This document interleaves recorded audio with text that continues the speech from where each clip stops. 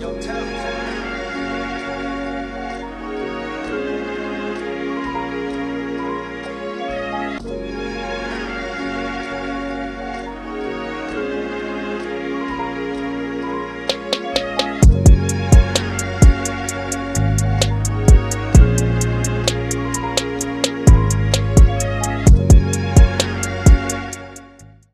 back to the D-Boy Podcast, man. This is the second episode of our very special project that we're working on called the Deep Dive.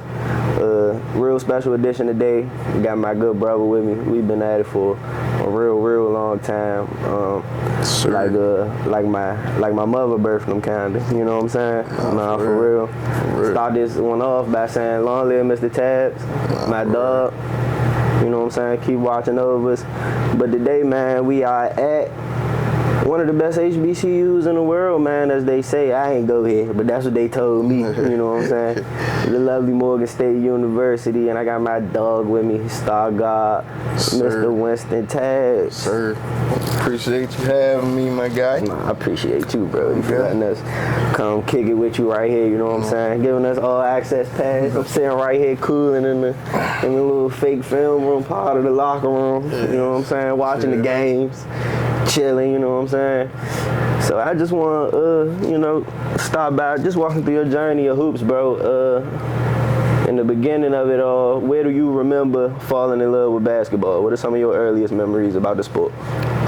Definitely, I think freshman year, a little towards middle school, we went to Holy Family. Yeah. You know what I'm saying? I started to put in more work. I started to see the results. Right. You know, at that time, I could start lifting. You know what I'm saying? Getting stronger. And then I really just fell in love with the grind. And I seen the results and it went up from there.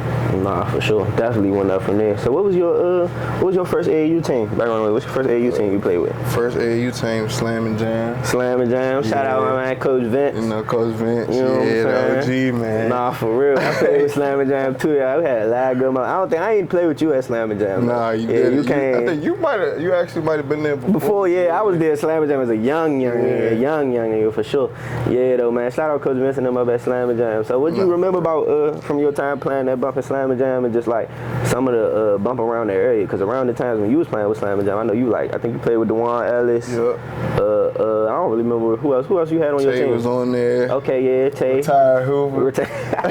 My man, Tay was on there. D-Boy the Podcast co-host, my man, Dante Graybad. Shout out Tay Dog for sure. But yeah, man, just talk about some of the memories you got that you remember from your Slam and Jam run days. Shoot, really, I remember the DMV at that time, man. We was like, everybody was nice for her. DC Assault at that time.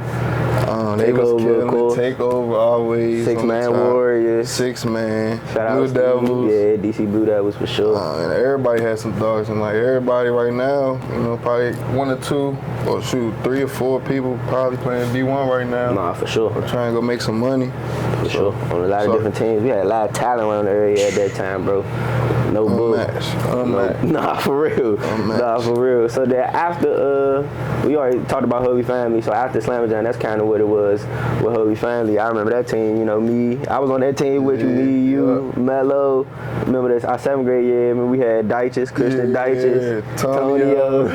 My man Carlos, shout out Los. Nah, for real. Casey Borsell played on our team. Yeah. Jalen Hayes, my man Jay, shout out Jay. But nah, for sure, man, talk about, talk about the Holy Family days, man, because you came in, you ain't played, I played middle school CYO with them. Yeah. Like, not middle school, elementary, like 5th and 6th grade, and you came like 7th, we played 7th, 8th. That's when we was varsity. So just talk about them days, man, in Holy Family, because I feel like that's when you really started to get in your bag, them schools start seeing you, because you was the dude on our team for sure. I was just spouting up. Yeah, in the corner, you know what I'm saying?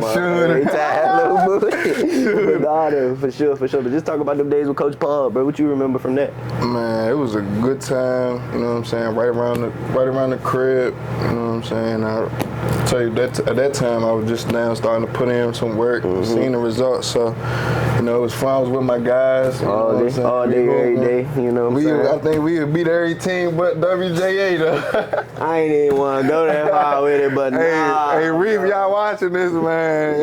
Wow, bro. It was dirty, though. I ain't gonna lie. Bro, 7th, 8th grade, but we beat every team in CYO. We beat every team, bro. We lost the WJA like 5 times, bro. Every tournament, Georgetown Prep, Gonzaga, Bowie Town Center Jump, CYO Championship at St. John's. Blow me, bro. We was working so hard, bro, just to not get over them. Nah, it was too stacked. It was too stacked. Reeve, Marco, Jared, Votto, McCallum, like they had a lot going on. Quincy Hall, he ended up being a star slot receiver. He had more. Oh, he go here now? Yeah, I ain't even know that, bro. That's my dog, bro. He a dog. Shoot, live a couple floors above me. Oh, no, that's all right, Small bro. world. Nah, for real small. Who would ever thought y'all came, you know what I'm saying, back to the same place, same circle. So now, man, I just want to more so get into high school. So during those times of CYO, that's when, you know, the WCAC was at a lot of our games, you know what I'm saying? Because like I said, we were second best team in the area besides WJA. So, you know what I'm saying, the scouting that they was getting most of the time, we were getting as well. Yeah. So what some of the schools, you know what I'm saying, in that round that were scouting you heavy or looking at you, and what ultimately made you pick Riken? Shoot, really, I think the first school that reached out to me was Riken. Okay. And then throughout the process, school started like Gonzaga, St. John's. I remember those two for sure.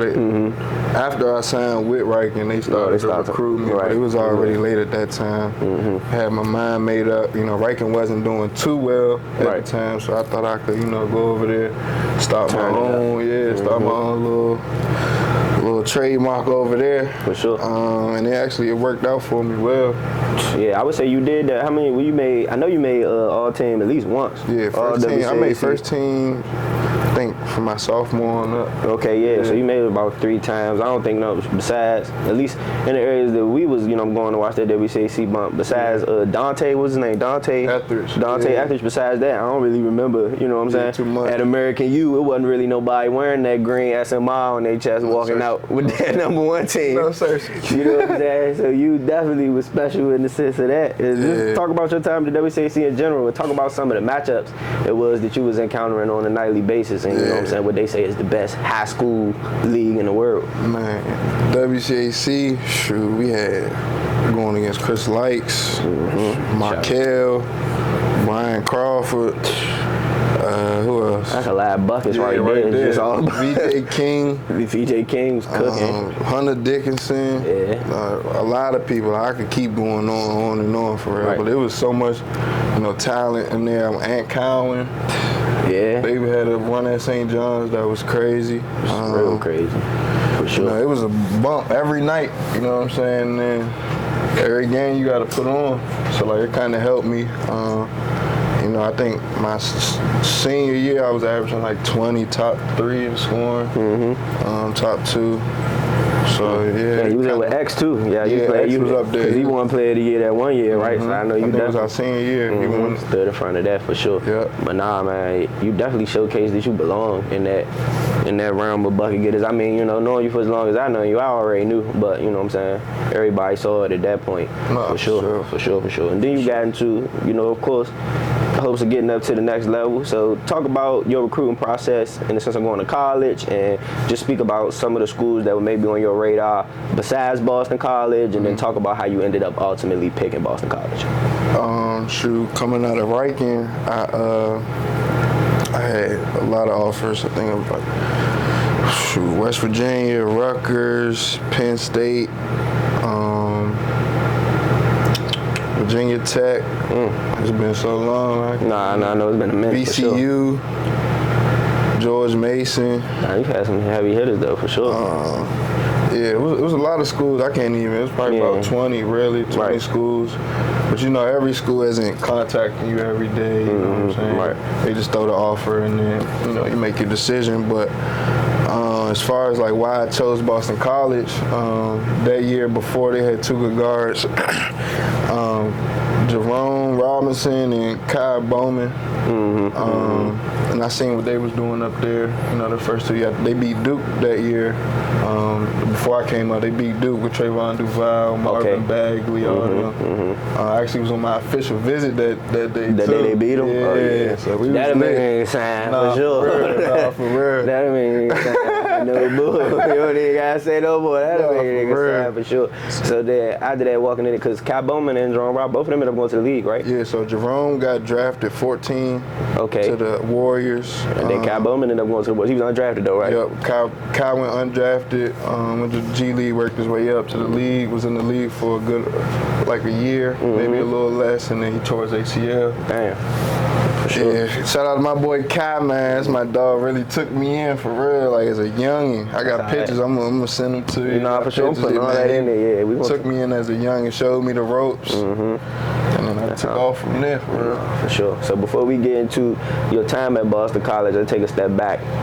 Like I said, and knowing you personally as long as I know you've been battling injury after injury since we was really kids, bro. For real. Like, for real. So just talk about some of your injury history. I think the earliest I remember is when you was playing football up in Marlboro. Like, it's been like a real bad one. You had to sit down for a while. Yeah. So just talk about some of your injury history, some of the ones it is that you have, and then, you know what I'm saying, those that you have had to overcome. Just the major ones, though. You know, I'll get tic-tac, but just go through those for us. For sure. So, starting out my freshman year at Boston College, I was averaging 14, 15.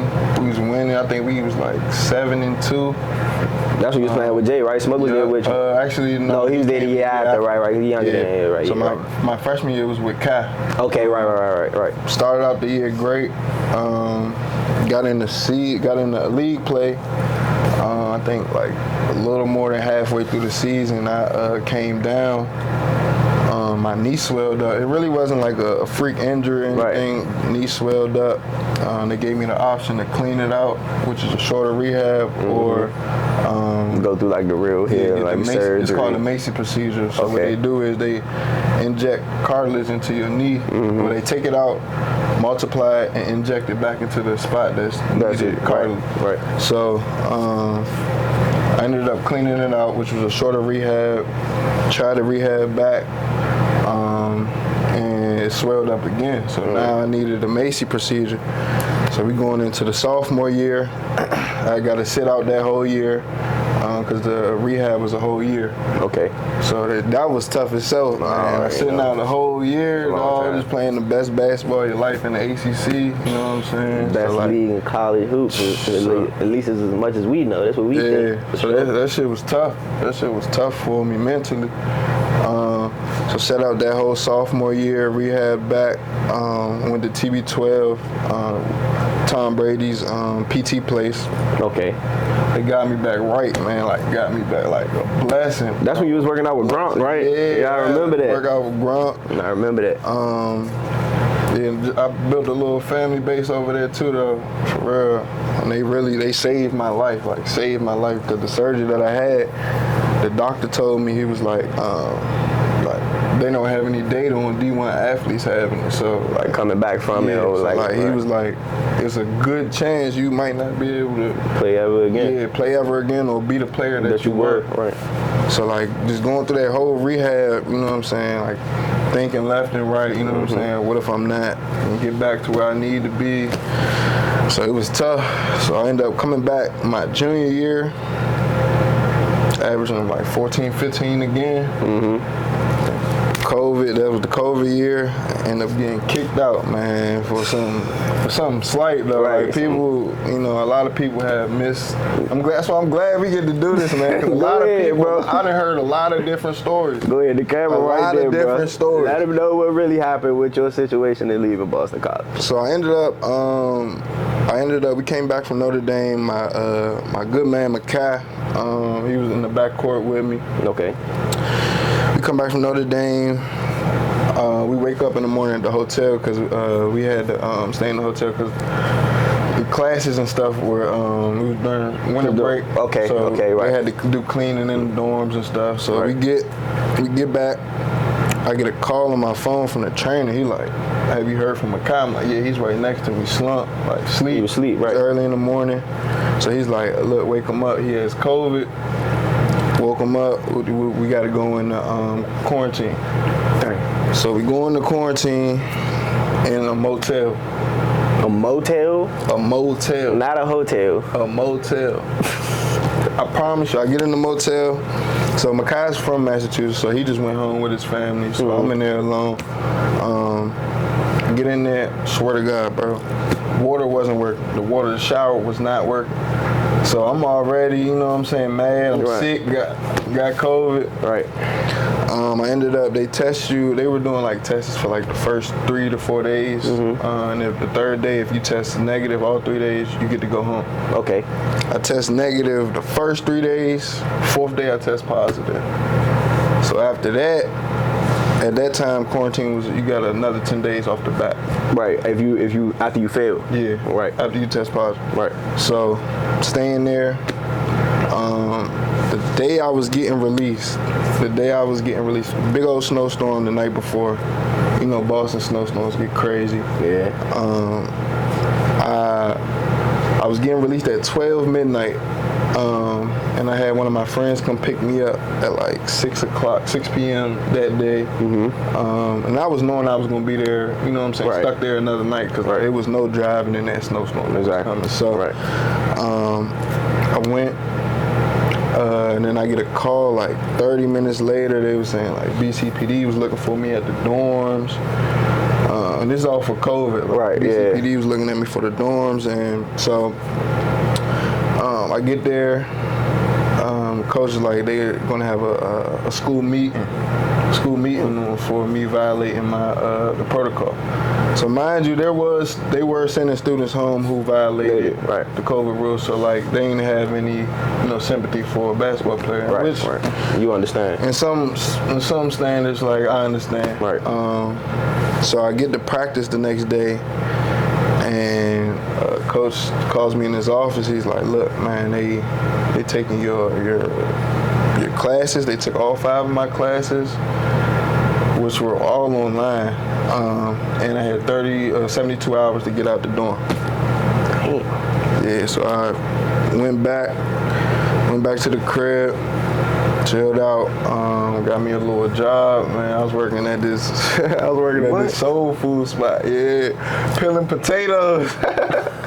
Bro, I didn't even know that, bro. It get deep, for real. A lot of people don't know that because I really don't talk about it myself. That's why I'm glad we be doing. Damn, bro. Bro, I'm telling you, like, this really my brother, bro. Like, for real. Like, this is my nigga. Like, since Holy Family Days middle school, so for now, it's been at least down there going on like 15 years or something like that. 15 plus, for real. You know what I'm saying? So I knew partial amounts of that situation because you called. I remember talking to you when you had to leave.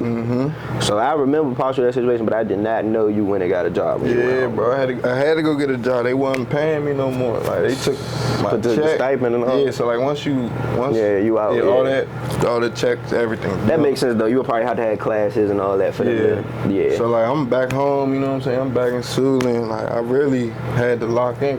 You can find yourself doing something else that you weren't supposed to be doing. So easy to do that where we from too. So I tell you, bro. So like I had to get a little job, keep some money in my pocket, make sure I stayed in the gym. So talk about then the process of coming from peeling fucking potatoes to get back to playing Division I basketball. Like, talk about that journey. Like, how did you end up? Because next is ECU, correct? Yeah. So how did you end up at ECU? The sense of the recruiting situation. How is it that went? After that, really, I had to stay in the gym because once you get out of shape, man, it's hard to get back. For sure. I know. So staying in shape. So really, I was able to hit the transfer portal pretty early for real because like the season was still going on. Right. I think when I got kicked out, they were supposed to play Syracuse the next day. Okay. So I was in the transfer portal real early. So like really all the schools that wanted me had first dibs really, if they really wanted me. Right, exactly. ECU had hit me up, Coach Dooley, who's now at Kansas right now, really with Hunter. Oh, okay. I didn't know that. That's cool. Yeah, so he was hitting me up consistently. A couple of schools were, but I felt like their division, you know what I'm saying, their playing style was going to fit me. So ECU was the school. Cool. So how did that go? Coming back, you know what I'm saying? Being gone from hoops for so long, happened to get a regular job. Now you turning it back around to being basketball 24/7. Yeah. What was your experience like being at ECU around the time? I was at A&T, so you was a little closer to me, so that was cool with me. I seen you a couple times. I think what was that G-Ho you came up for? Yep. For sure. We definitely had to come up there. Had a great time for sure. No doubt. No doubt. But yeah, so talk about your time at ECU and kind of get into maybe what possibly led to you feeling like that wasn't the place for you. Get up there, working out throughout the summer, getting a good feel, getting back on my feet, getting back in shape. 2 days before the first game, my other knee swells up. Damn. Real life. Not the knee you was having issues with. It's the other one. The other one. This the other surgical leg doing perfectly fine. Damn. The other leg swells up. 2 days before the first game, I talked to the doctor. They basically gave me the same exact, either get the Macy procedure, which is a longer procedure with the cartilage, or just clean it out. So knowing me, the shorter procedure is cleaning it out, so I got it cleaned out. Right, yeah. Got it cleaned out, try to come back. Same thing happened again. So I gotta go get the Macy procedure. Damn. So I go get the Macy procedure, rehab back. So mind you, after they told me I had to get the Macy procedure, I was damn near about to quit, bro. Like real tough. Because you knew what you went through to get back the first time. Nah, for real. And then my mom, she moving to Ghana. Right. Supposed to be in April, so I'm like, man, I gotta get something going. Right. Like for real, like without basketball. Right.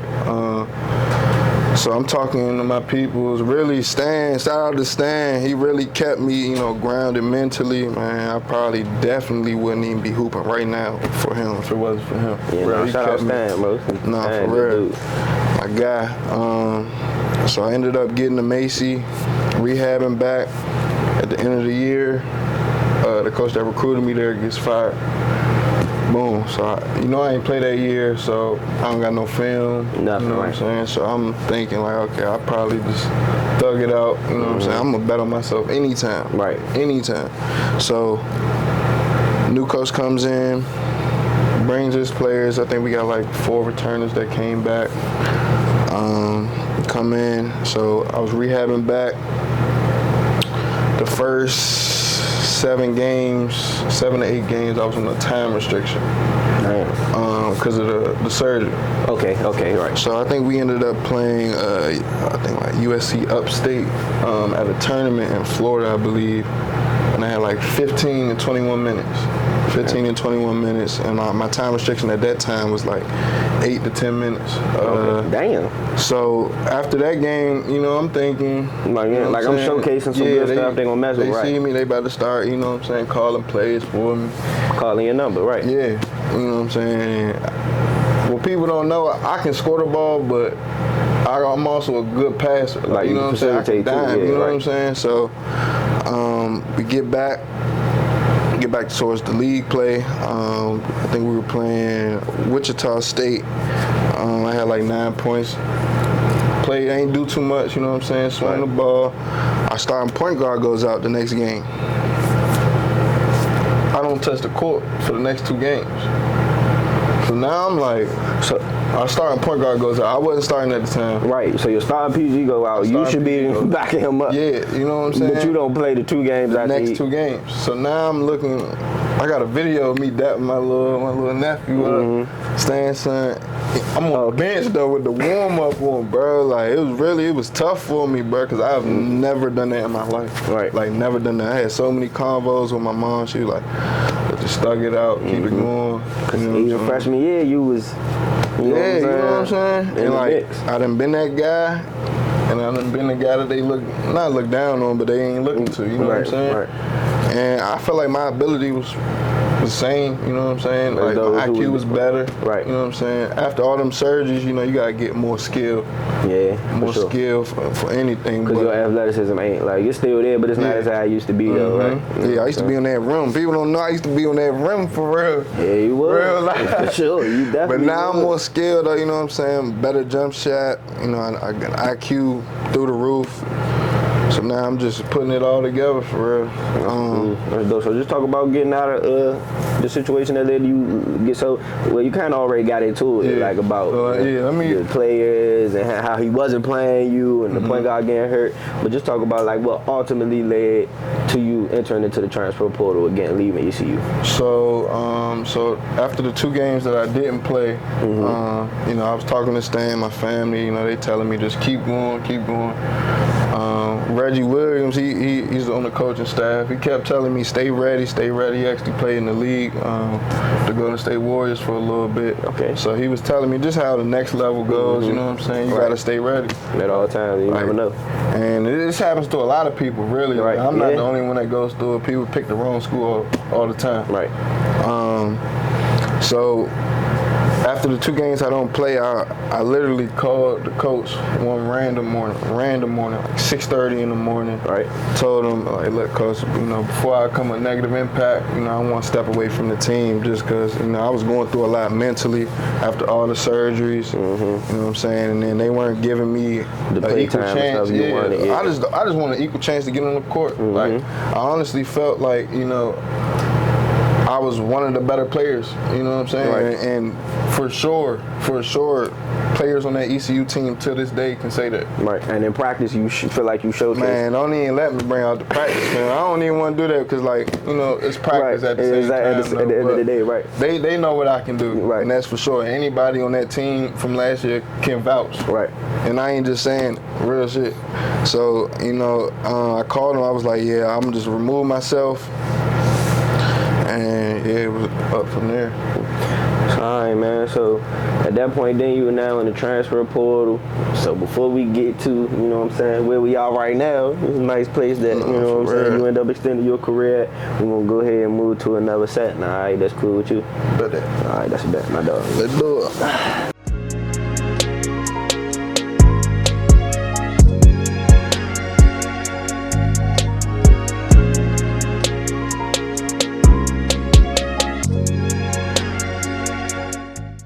All right, y'all, we back, man. It's set 2 of the day, you know what I'm saying? Sir. Right here on the court with my man, Mr. Tabbs. You know? See if my man still got it or something. See if my man still got it. You know what I'm saying? Every shooter, retired shooter. See if my man. Oh, I need 3. Got hit one. 3. Cousin. I always make the second one. I gotta make the last jump. You hear me? Oh, Maxwell, yeah! Yeah! But nah, though, man. So just to get into us watching hoops as a kid and shit, who your favorite player, like, all the time? Favorite NBA player ever? I would say my favorite player right now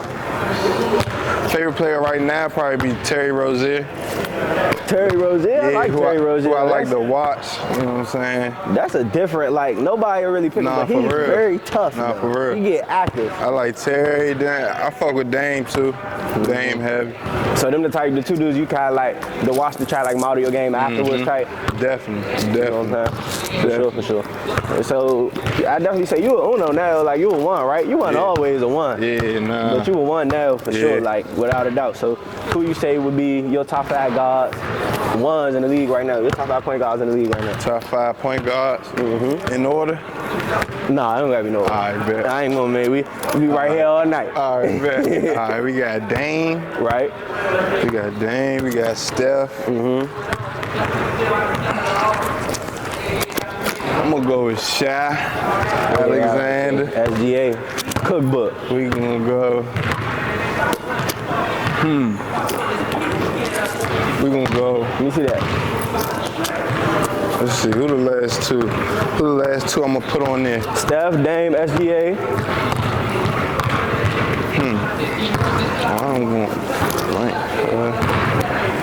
I'm trying to think. What? LaMelo. I fuck with LaMelo. Okay, LaMelo. I like LaMelo. You think, is Luka a 1 to you? Luka be a 1 to most people. That's what D-Lo put Luka in. Kyrie, what am I talking about? Barry, What am I talking about? Kyrie, yeah. Barry, all right. My fault. I'm going crazy on the side. Nah, Barry, what it was. He different, without a doubt, for sure. That's dope though. So I definitely ask you before we get off the court. It's the main, like, it's the question that I'm gonna ask everybody come on here that's from our area, because I gotta know your take. They say we biased, but I wanna know anyway. Kevin Durant or LeBron James, and why? Who's the better player? Yeah, who's the better player? To start a team, or I'm saying to get a bucket? I can't help you that much, then I'm gonna give you the answer. Look, I ain't gonna lie. Bron the all-time greatest. I ain't mad at that though. Because he affect the game in so many ways that you can't even, you know what I'm saying, compare. Can't really calculate. But KD a bucket getting motherfucker. Like one of the most bucket getting motherfuckers ever. Nah, for real. No bull. So you basically like on some more give respect to both, but Bron all around game. Yeah, like, I think he the all-time greatest. Kind of just put him in a different place. All-time greatest. For sure. So before we get off, I'm gonna go a little bit in the air. You talk to me a little bit about the time that you had playing with Team Melo. Shoot, Team Melo, man, that was a great time out here in Baltimore again. You know what I'm saying? That's you. We was on that EYBL circuit. Yeah, we got them the EYBL contract. Me and Noah Locke. Noah Locke. Yeah, we had a squad here. We had a squad for real. Shout out my boy Noah. He over the water right now, getting to it. He overseas? Yeah, he getting to it. Where he at? You don't know where he at? What country? I think it's somewhere in Germany. Right. Shout out to all the good men overseas getting to it, man. Nah, for real. That's a different type deal over there, for real. For sure. How you feel like you can see yourself over there? Yeah, I could definitely see myself over there. We went over there actually in last summer. Yeah, last summer we was in Italy. Okay. And then we went to Belgium. Damn. Yeah, we ended up going 4-0 out there. Okay. Yeah, so I got some exposure out there too. For sure, for them overseas people from overseas teams, etc. Right now. Couple GMs still be talking to me, so we all right, bro. See where it takes us towards the end of the season. Nah, for sure. So before we get into it, you got what? Maybe about how many games y'all got left? Shoot, we got about like 15. About 15 games. And then conference tournament. Okay, cool. Gotta make some shape, man. Nah, for sure. How did MEAC shaping out this year? Like y'all got, where you think y'all bump gonna come from? Really, everybody's been beat. Everybody, so it ain't really like no one team that's above all. Right. It ain't, you know what I'm saying? So like it's really up for real for anybody, you know. When the tournament come around, it's whoever really. Yup. Who wants it more for real, comes to it all the time, whoever wants. But that's good. So you had your little TikTok injury, but you know what I'm saying? You back now for the fact. So I'm you know back, what I'm saying? healthy, man. They let you lead them there. Nah, for real. For sure. So I'm gonna get this last one up, man. We gonna get to the third last Saturday today. We gotta leave on a make though. Real you know live. Real live. Oh! 2 for $1. Hey, oh!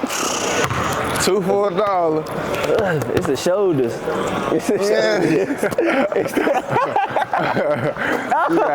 You gotta stop that joke in my face.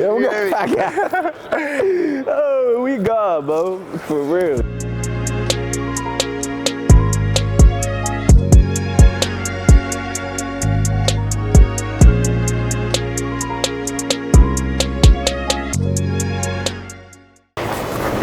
All right, man, we back. You know what I'm saying? Set 3 of the day. Sersky. Second deep dive ever. My good man, Wynston Tabbs. Before we get into anything else in our last little conversation, I want to say I appreciate you, my brother. All right, thank you. My God, I appreciate you, man. You know what I'm saying? For sure. Up and coming, man. I'm trying, bro. I'm trying, bro. So I appreciate you getting into the groundwork of this, you know what I'm saying? Soon, I hope, you know, it'll be something way bigger, but you here when it ain't nothing. So I appreciate you, bro. For sure. But before we left off, when we was in our film room a little first set, we was talking about your journey through colleges and your many different colleges, and we finished the conversation about ECU and talking about you entering the transfer portal again and ending up here at the lovely Morgan State University. So just talk about your your situation and your journey in the transfer portal for the second time, correct? It'd be second time? Yeah. Yeah, so just talk about that. Yeah, I hopped in there. You know, really, I didn't have, you know, too much. My numbers wasn't that high leaving ECU. I wasn't playing that much. So I definitely, moving from that school, I know I wanted somebody on the coaching staff that I know that would push for me, right. You know, to have my back. And that guy was Coach Goody. Okay. He coached me at Team Mello. So, like, he already know what I can do. He seen me before and after surgery. So, like, you know what I'm saying, I'm real comfortable with him. And, you know, I know he got my best interest. So it was kind of like a no-brainer. And I'm back home. You know what I'm saying? Like I explained, my mom going to Ghana. So, you know, back at the crib, mom come see me, the guys come see me. So good to have that energy around, you know, especially being away from it so much. There's so many different situations and so many different instances. So talk about the difference, and because you were at, that's two PWIs, predominantly white institutions that you coming from at ECU and Boston College, and now you had HBCU. You know, talk about the differences and the pros and cons that you've experienced. You know what I'm saying, experiencing both. Definitely, I would say some cons. You know, financial aid, not getting paid as much. A little more unorganized, you know, and coming down to this level, that's kind of what you expect. So, you know, it's still kind of a little shocker for me, but you know what I'm planning to do on the court. Right. You know what I'm saying? I'll look past all this in a couple of years. So. Don't worry about it too much. Yeah. Right. Just come with it, work hard, keep your head down, and you'll get where you need to go. Definitely. I would say there's some pros about being here. You know, I feel like I'm supposed to be here, like, you know what I'm saying, best, especially being around black people. Right, yeah, nah. You know what I'm saying, the black queens, you know what I'm saying, back around black people, so like, I can't complain for real. Living style, cool, so. Yeah, I was up at, you know, I went to me personally, the best HBCU in the land. North Carolina A&T, you know what I'm saying? We already talked about you came experience G. Yeah, I done been up there. Nah, for sure. Been up there, you ain't lying. so you seen like, you know what I'm saying, little glimpses into it, and now you really living it all the way, you know what I'm saying? I know some of those games and stuff, like, to just see, you know what I'm saying? Like all of the people that look like you in the stands, rooting for you, and et cetera. I know that brings, it's a good feeling, brings life to the situation, good for sure, feeling, bro. So I'm happy you got that, especially doing all them injuries, et cetera. That give you just another sense of motivation, you know what I'm saying? To play for every home game, you gonna have at least 4 to 5 people in here that's here solely to see you. For you know sure, what I'm saying? for sure. So that definitely help motivate a nigga, for sure. So coming up now, they got the rules, you know, allowing college athletes to get paid off their likeness and no name. So just talk about how you've been able to take advantage of the NIL system. And I know that we were just speaking about some clothing that you got coming out for your NIL deal. So you can go ahead and drop, you know what I'm saying, we'll drop that, promo that, make sure we throw the t-shirts in there so y'all can see what they look like and all that. Make sure y'all go support my man. We just talk about your experience with NIL so far. Nah, definitely. You know, it's kind of a blessing though, because I've been in college for a little while, as y'all know. You know what I'm saying? They ain't had this my freshman through how long? junior year. Freshman through really junior year, they ain't have it. So, you know, now that I'm in college for a little bit longer, get my master's, you know what I'm saying, then I can, you know, branch out from there. But as far as like the NIL situation, I just signed with Tycoon Sports. Okay. My guy Peter, shout out to my boy Peter, man. He been putting me on. Sports, man, for giving my man that opportunity. Nah, for real. He, you know, he just got some merch that's dropping, got some hoodies, got some shirts, might come out with some hats, a little limited edition hoodies, so stay tuned for that. My boy gonna put it down right here for me. For sure. Yeah, you know, just trying to get some money before I end up leaving here, for real. For sure. So talk about like the sense of large difference and now actually getting money, right? And then how it was being that in those different situations. And I think you was getting stipends though, right? Yeah, definitely getting stipends. So talk about the difference between the stipend and the NIL. Yeah, the stipend really, so at the bigger schools, you know, I was getting that off the back. So like, some schools pay you monthly, some schools pay you semesterly. So like now I'm kind of getting paid less over here. So the NIL money kind of really is everything, right? It's replacing the stipend kind of. Kind of replacing it, you know, helping me out. So, you know, I'm grateful for it. You know, God bless me you know, to be able to do this now. So yeah, and I seen you did the CVS jump and all that stuff. Everybody, man, just make sure you keep a lookout and support my man and supporting all the college athletes, you know, and they NIL journeys, man, because I know a lot of them personally, and I know that money going straight to them. So, you know what I'm saying? Buying those shirts and or et cetera, supporting those ads and stuff that they do, just put money in their pockets, man. So make sure y'all support. So moving forward, man, before we get out of here, you know, definitely want to say the best for last.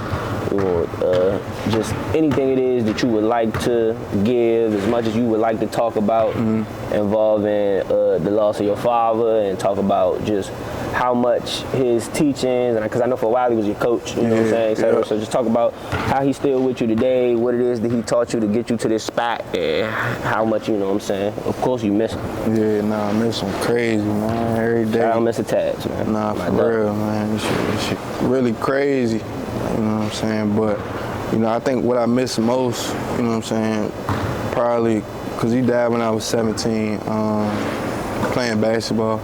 He was a PE teacher over in VA, but I'm gonna give you a rundown. He was playing basketball with the kids, they said, and the guy shot the ball. He grabbed the rebound, came down, and just collapsed. He had a heart attack. By the time the ambulance came, it was already too late. So, you know, I miss him a lot, man. It's crazy. Anybody who really know me know, like, you know what I'm saying, he was the reason why I put in so much work, like, all the time, you know what I'm saying? He would have me and my two older brothers out in the backyard pushing sleds. I'm talking about pushing the cars down the street. For sure. Like, everybody in the neighborhood coming out to see me pushing cars down the street, me and my brothers. Basically, we was working. Lifting weights at a young age. I remember I had the little gym in the garage. In the garage, bro. You don't know. He was one of the youngest niggas I remember. I'm gonna put the little picture right there too, bro. One of the youngest niggas I remember who was really waking up lifting, bro, like every day, every morning. You know what I'm saying? Yeah, he was always, man. He like anybody around the neighborhood. You know what I'm saying? They ain't going off on the right path. He always tried to bring it together. You know what I'm saying? Teach them about God. And, you know, give them sports, you know, sports so they ain't doing nothing bad, yeah. Because he had the church team, right? He had the church team. We used to get active in there, too. For real. I don't think I ever played. I don't think I ever played, but I came to, like, some practices and stuff. He was trying to get me. After I had, it's crazy. They say after I ended up not stop hooping no more, when I was at O'Connell, I seen your father the last time I seen him, too. It's so crazy. I seen him. He like, man, you not playing basketball no more? No, for real. Like, he was real angry at me, bro. Like, he was one of the only people who was really like, you know what I'm saying? Like, man, you and Wynston, like, y'all was the offense for that team. Real. Like, there's no reason you shouldn't be playing the sport. And he was trying to get me to come out and do the church league with him. He's like, man, if you ain't doing nothing, you can come hoop with me at the church league, blah, blah, blah, man. He was just always so motivational, like, helping in practice. Like, he was never our coach, but when it came to Hoagie family, always, you know what I'm saying, helping wherever it was that he could, giving advice to me, of course, always giving advice to you. He just wanted us to be, you know what I'm saying, great men, great basketball players, you know what I'm saying, and that's a real crazy situation for us all. Like, we could of course never have the same experiences it is that you have or feel the way that you feel about it, but I definitely do want you to know that was a time in all our lives, though, bro, for sure. No, for real, shoot. My five best friends that I grew up with, for real, like Anwar, CJ, Boosie, Troy, Webb, like. Shout out to all them too, man. Shout out to all the bros, man. They been with me from day one, real talk, like through the bad, through the good. I remember, shoot, that night he died. We all came to my house. We was like 5, 6 deep in my little room. You know my little room ain't too big. About 4 of us on the bed. We sleeping back on the bed, legs on the floor. No space in there. Yeah, so like it's really like we locked in, like for real. Like he was a father to all my dogs, like for real, like real father. I know it's a tough situation, bro. So it's cool that, you know, I just wanted to make sure I gave you the platform to get that off, say whatever it is you wanted to say about him, because he was that great, bro. He was a great dude, great man. Shout out to Mr. Tabbs.